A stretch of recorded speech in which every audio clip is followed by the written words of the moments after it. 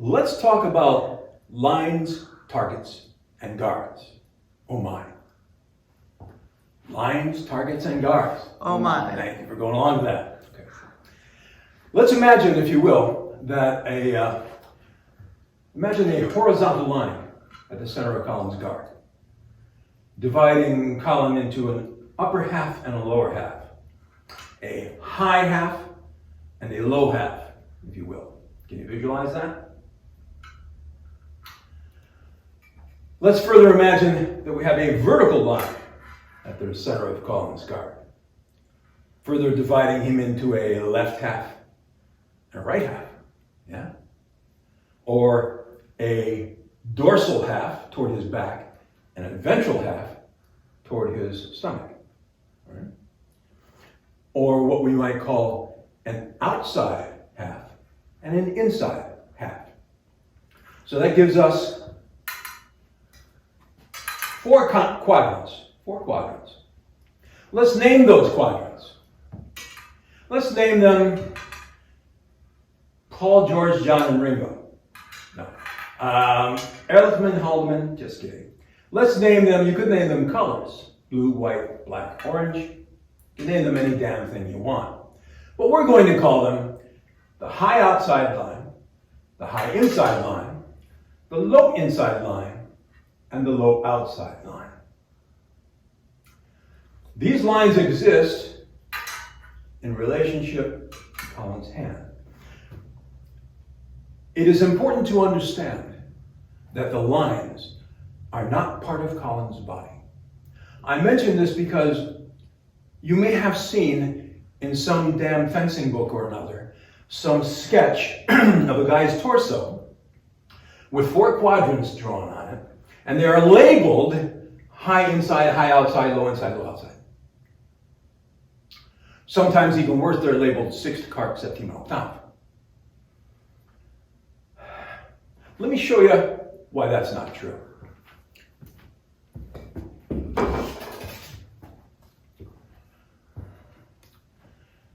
Think about a movie or something you've seen where you see a flaming arrow streaking across the black velvet night, right?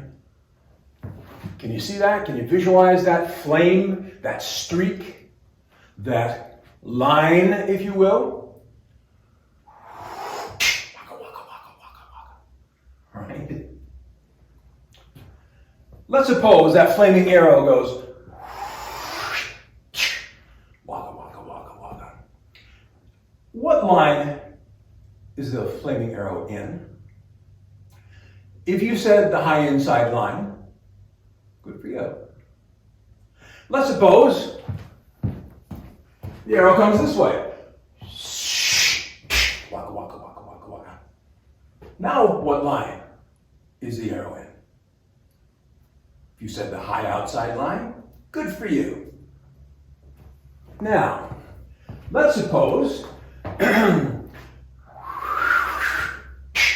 waka, waka, waka. What line is the arrow in? The high inside line. Very good. Now what line is the arrow in? If you say it's in the high outside line, you're absolutely right. What has changed? Has Colin's body changed? Has the arrow changed? No. All that's changed is the position of Colin's hand or guard in relationship to the arrow. Therefore, it is that which defines a line. It's not part of his body. A line is the path the attack takes to get to the body. It is the space around the body that the path, that the target, or that the attack travels through to get to the target. It is not part of the body, it is not the target itself. We have other terms for the target. That part of my opponent's target closest to the chest, I call the chest. That part of the target closest to the shoulder, I refer to as the shoulder. that part of the body, the target closest to the belly, I call the belly. And that part of the body closest to the kidney, I call the flank. Gotcha. Flank is an old cavalry term, all right? So naturally we like that. So we have shoulder, chest, belly, and flank, which are not the same as high inside, high outside, and so on. All right?